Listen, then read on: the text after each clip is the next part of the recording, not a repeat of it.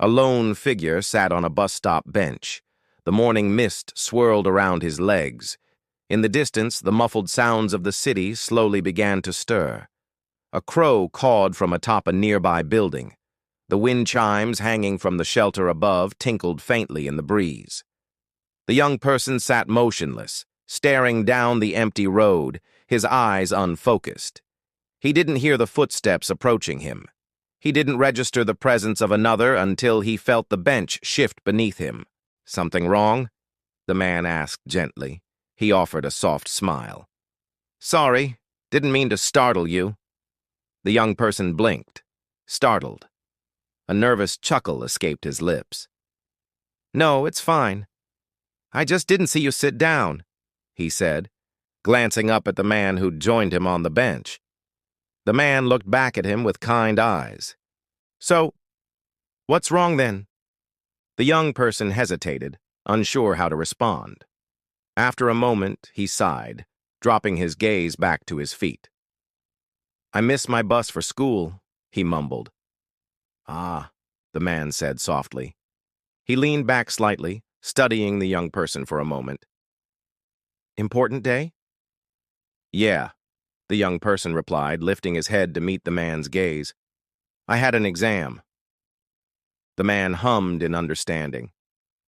"When is it?" "9," the young person answered, biting his lip nervously.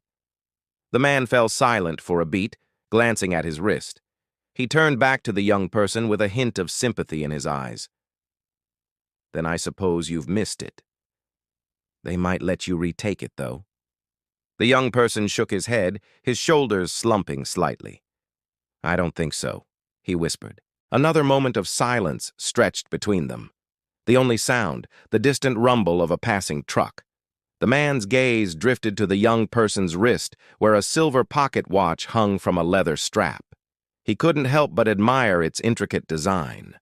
"That's a beautiful watch you got there," the man remarked. The young person looked down at the watch, a faint smile gracing his lips. "Oh, thanks. It doesn't work, though." The man's eyebrows rose in surprise. "Oh, really? How long?" "As long as I can remember," the young person replied. "I was given it when I was born. My granddad wore it his whole life." "He must have been a good man," the man said softly. The young person nodded, his smile widening. "I'm told he was." The man chuckled, his eyes twinkling with mirth. "I think he'd be glad you kept it." The young person remained silent for a moment, his gaze fixed on the watch in his hands.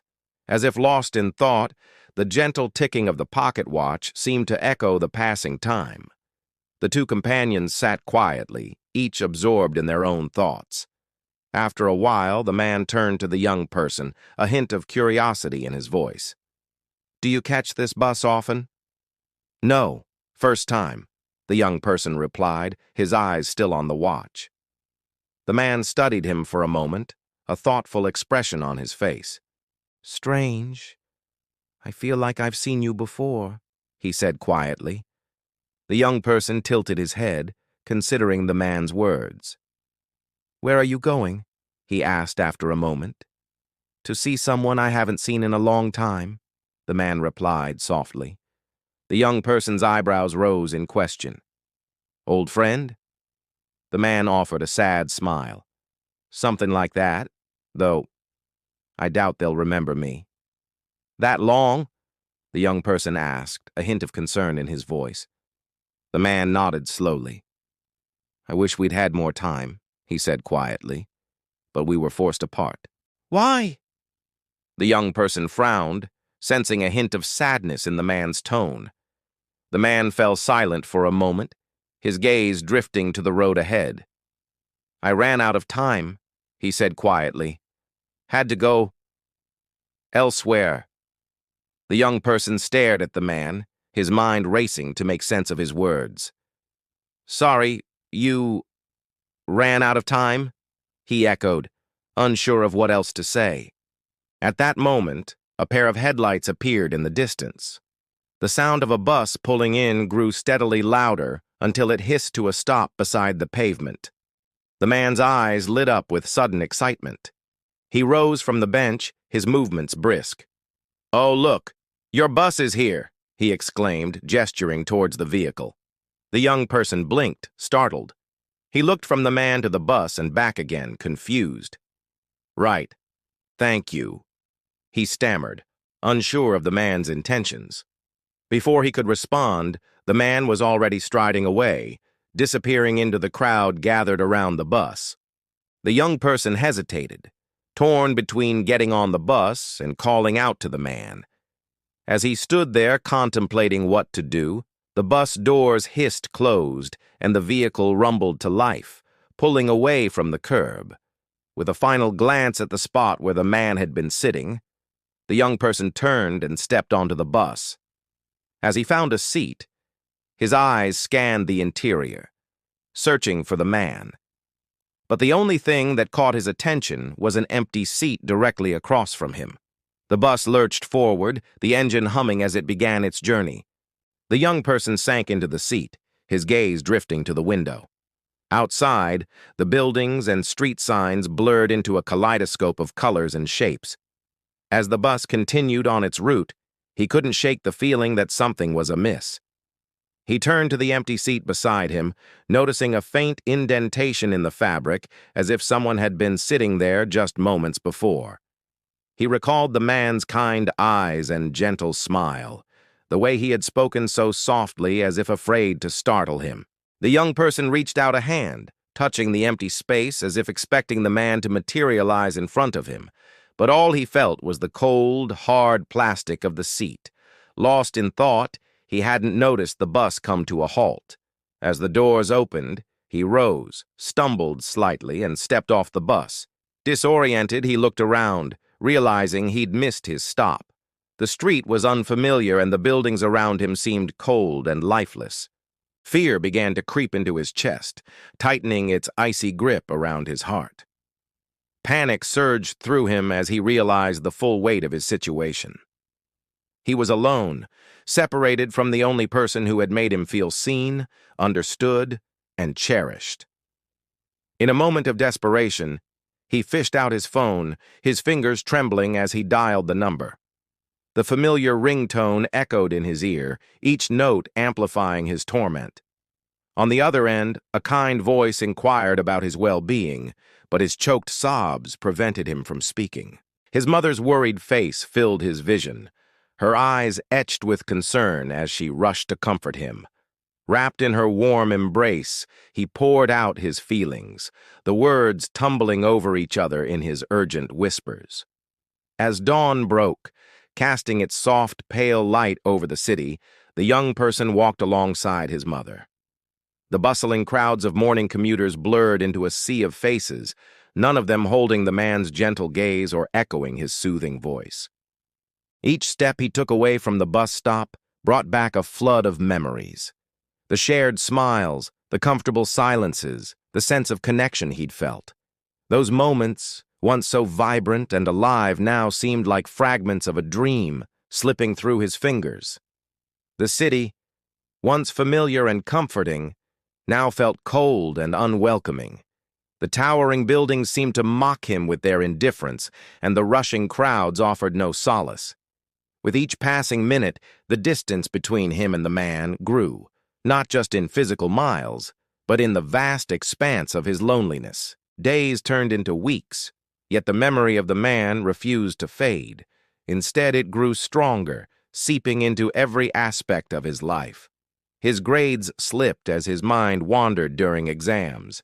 His laughter became strained, and his eyes constantly searched for a familiar face in the crowd. The absence of the man's love and affection echoed within him, a constant reminder of what he'd lost.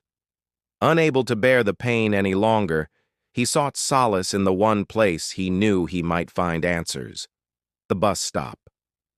He stood before it, the morning mist swirling around his feet, hoping to catch another glimpse of the man or hear his gentle voice one more time. Yet all he encountered was the cold steel bench and the empty shelter. With a heavy heart, he sat down, the metal surface biting into his skin. The wind chimes overhead tinkled faintly, mocking his solitude. Hours passed without a sign of the man, leaving him to grapple with the aching realization that their paths might never cross again. As twilight descended, casting long shadows across the city, the young person made his way home. The bustling streets felt empty and hollow. Each step echoed the emptiness within him. Reaching his apartment, he pushed open the door, the silence enveloping him like a shroud. In the dim glow of the setting sun, the pocket watch lay on his desk, its hands frozen in time. With trembling hands, he picked it up, the cold metal a stark contrast to the warmth he yearned for. Suddenly, the faint chime of a doorbell broke the silence. Startled, he turned towards the door, his heart pounding in his chest. Could it be? Could the man have returned? As he cautiously approached the door, his hand trembled as he reached out to open it, and standing before him, a mirror image of the man from the bus stop, holding out a bouquet of lavender-hued flowers. The man's kind eyes twinkled with mirth as he offered the flowers to the young person. "I hope these are all right," he said softly, his voice a gentle melody. Tears welled up in the young person's eyes as he took the flowers, their fragrance filling his senses. The young person managed a shaky smile, unable to find words to express the overwhelming emotions surging within him. The man stepped inside, his gaze sweeping across the room, finally resting on the pocket watch. Recognition dawned on his face, a soft smile gracing his lips. "So your granddad gave it to you?" he said quietly, reaching out to gently caress the watch. The young person nodded, his voice thick with emotion. "He must have been a wonderful man," the man added, his eyes shining with admiration. "He was," the young person whispered, a tear escaping and tracing a path down his cheek. The man pulled him into a tight embrace, the warmth of his body a soothing balm to his aching soul. In that moment, all the pain, fear, and loneliness of the past weeks receded, replaced by the overwhelming joy of reunion. The man's touch was like a lifeline, anchoring him to the present, reminding him that he was not alone. As they pulled away, the man's eyes glistened with unshed tears. "I came back for you," he confessed, his voice hoarse with emotion. "Every day, hoping to find you again." The young person's heart swelled with love and gratitude. "I waited for you too," he whispered, his voice thick with emotion. "Every day, wondering if you would return." The man reached out, tucking a stray strand of hair behind the young person's ear. "Never lose hope," he murmured, his thumb gently stroking the young person's cheek. "Time has a way of working things out." Together, they stood in silence, united by a bond that had weathered the storms of separation and emerged even stronger. The pocket watch ticked softly on the desk, a silent witness to the profound connection that bound them. And as the night deepened, they knew that they were no longer just two people who had met at a bus stop. They were a testament to the enduring power of love and hope. For sometimes, even in the midst of life's greatest challenges, all it takes is a single moment to change everything. And that moment had come for them when fate had brought them together on that ordinary day at the bus stop. Thank you for watching. If you enjoyed this story, give it a thumbs up and share it with your friends. Subscribe to our channel for more captivating videos. Catch you next time.